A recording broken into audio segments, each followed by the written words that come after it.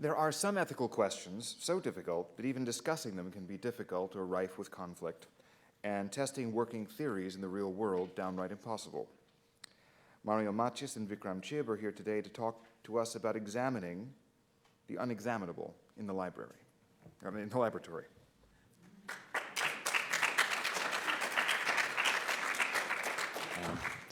Thank you very much, John, for the introduction. It is really a privilege to be part of this incredible group of scholars and exciting projects. So Vic, Jeff, Nico, and I are very grateful to Mariah, the Berman Institute, and our benefactors for giving us the opportunity to work on this interdisciplinary project. This is a project at the intersection of economics, ethics, and neuroscience in alphabetical order. Which, we believe it's an innovative project, and because of that, there are many complexities. It took us several months to get to a point where we're ready now next month to begin with the data collection. It's also a difficult project to place and to obtain funding for, and so we're extremely grateful for this practical ethics grant, which is making this project possible. So I'm going to be describing the motivation and research questions, and Vic and I will be describing motivation, research questions, experimental design, and hopefully we'll have results in a couple of months. So the starting point is the following consideration, that although modern societies rely on the price mechanism and markets to allocate resources, we rely a lot on markets, there are certain areas, certain transactions that are prohibited. And they're prohibited because although some individuals, some people would like to engage in those transactions, others, third parties, consider them morally problematic. There are many examples of these transactions: payments for blood and body parts, the exchange of money for sex, surrogate motherhood, all transactions that raise ethical concerns that in many countries are prohibited. Some of these ethical concerns include the possible exploitation of the participants, possible undue influence or coercion of choice that might lead to choices that are not fully voluntary, violation of human dignity and some sacred values, also the feeling of disgust. There are many ethical concerns that lead several societies to prohibit many of these transactions. Now, the issue that we focus on, the context that we mainly focus on, is the context of payments for human organs. The a background idea is that shared moral values are, of course, extremely important for creating identities within communities and holding societies together.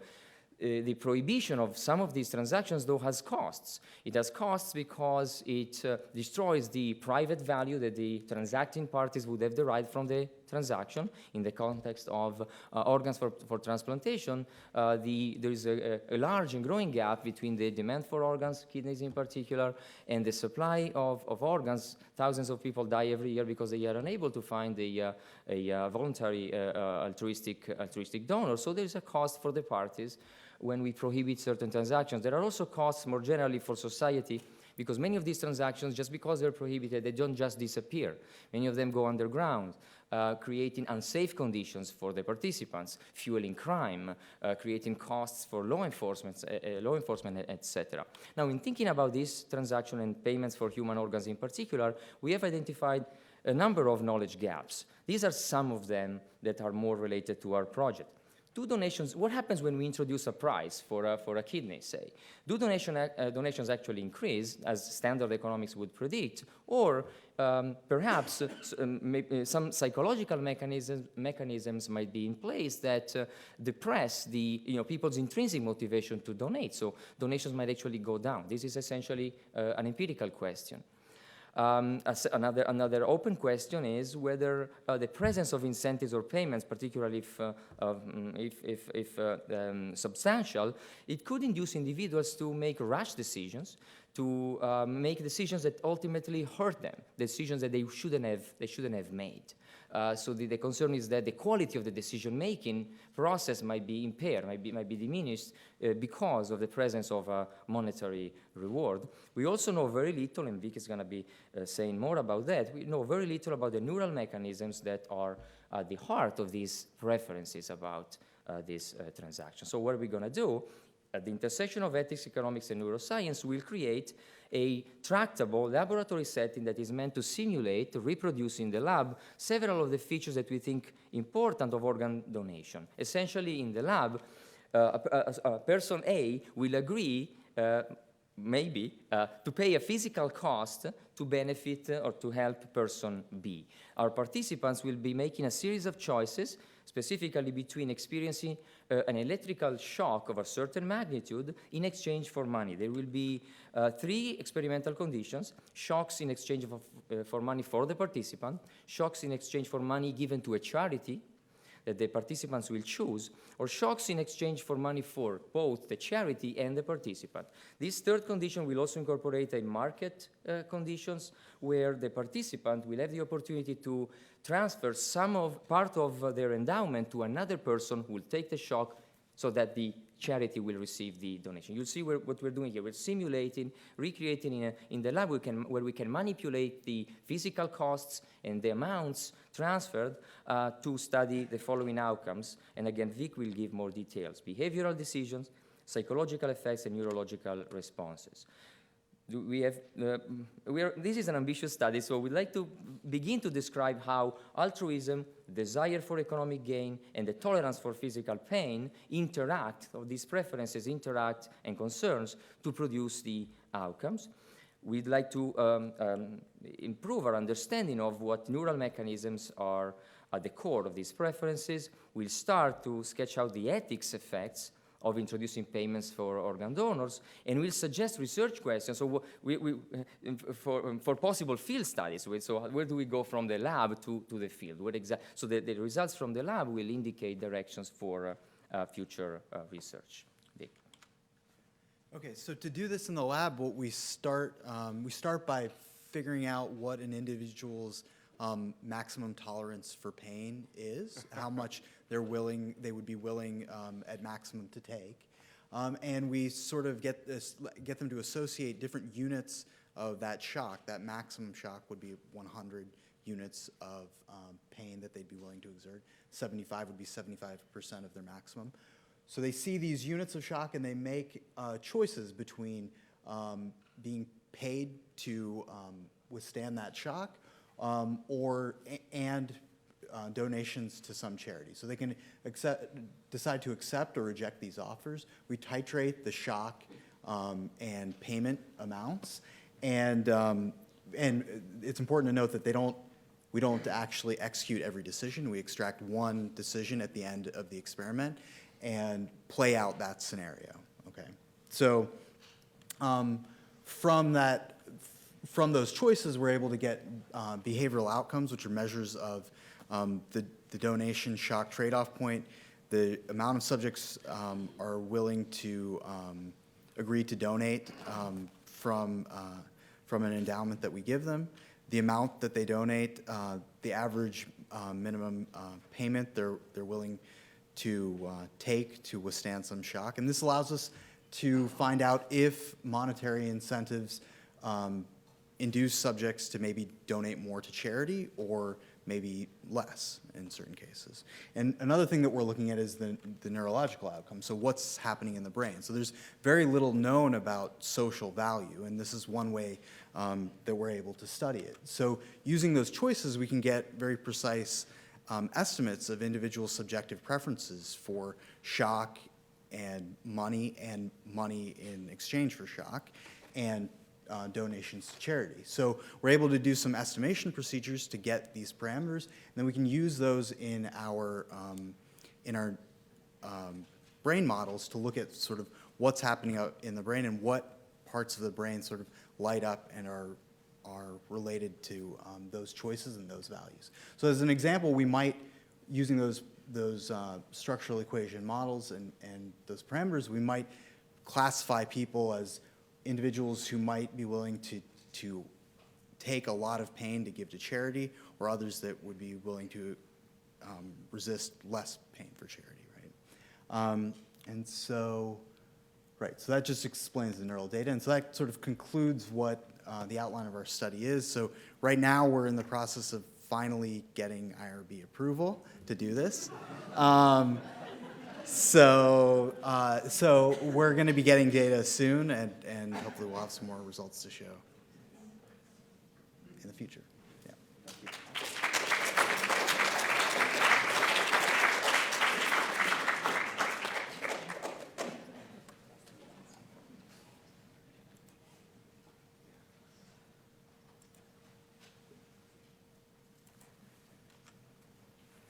We will once more have 10 minutes for the speakers who have spoken now to join us at the table for questions.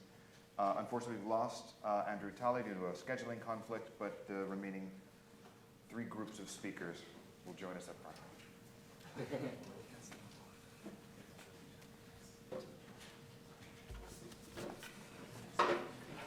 Yeah, we've got microphones to the left and right if you have questions. And to remind us all, we've heard from Judah Adachi, the composer of Unseen, Elizabeth Fox about the moral dilemmas of the sedentarization of pastoralists, and Mario Machis and Vikram Chib on altruism, ethics, markets, and shocking people.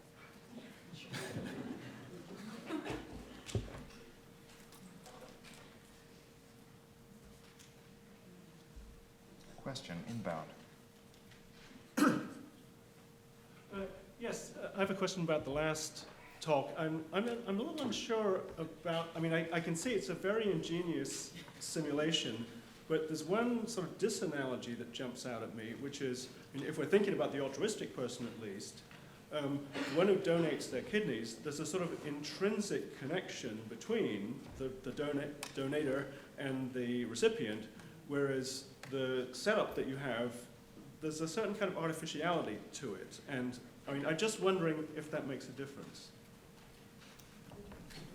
Yeah, no, it is. So definitely, most of living kidney donations are by either relatives or individuals who know the recipient.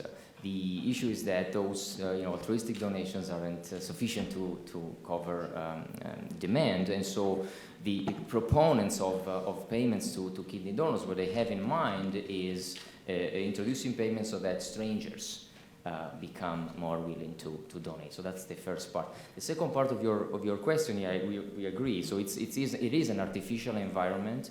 If we could, we would study this in the field. It's illegal to pay organ donors, so we just cannot study that. But on top of that, the lab allows us to manipulate certain parameters in very precise ways while keeping everything else constant. For example, in the field, it would be very difficult to manipulate the level of pain suffered by a donor, whereas in the lab, we can manipulate that very, very precisely. We can also manipulate the payment amounts. And so it's a stylized environment. We hope to learn something that will inform possible future field studies, and will sort of get us to begin to understand those preferences. As a point of curiosity, what is the process for benchmarking an individual subject's pain threshold? Yeah, so that's what we talked to IRB about. So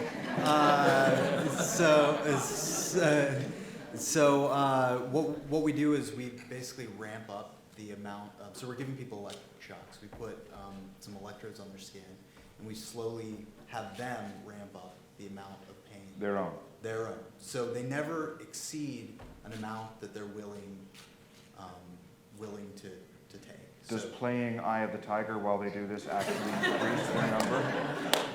We haven't added that manipulation yet. But yeah, so they always get to choose. We're never shocking them more than they would agree to be shocked. Gotcha. Which also introduce a bit of the confound as well, because we're hoping that they'll be truthful and tell us that they'll go pretty high. I imagine there's some delicacy about framing that activity to the subject. Yeah, that's right.